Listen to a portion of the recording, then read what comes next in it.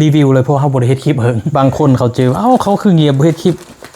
ที่จริงเขาบ่เฮ็ดมีเวลาเขายังคุมเฮ็ดรถเบิ่งล้อแม่บักงามมีอยู่4ตัว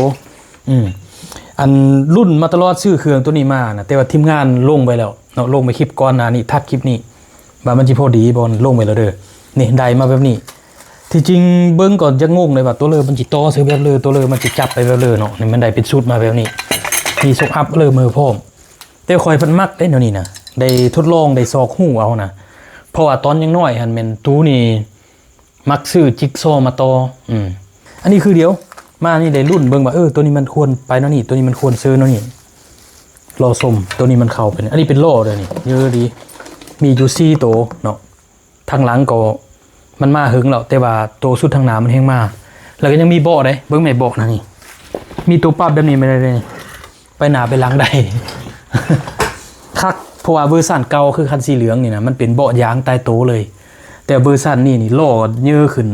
สูงขึ้นตัวเก่ามันจะเป็นล้อน้อยมาเบิ่งเวอร์ชันมือนี่เบิ่งแต่เบาะนุ่มๆคือแท้เนาะแนวลุยๆแนวจิบหน่อยนี่ปรับมี2ตัวนี่หันนี่อันนี้สุดปีกนกแห้งมาหอดโอ้เขาท้าโอ้เนาะนี่ตีนบักเยอะๆความงามฝ่าเฮ้ยจะมีเท่านี้แหละคลิปนี้นะ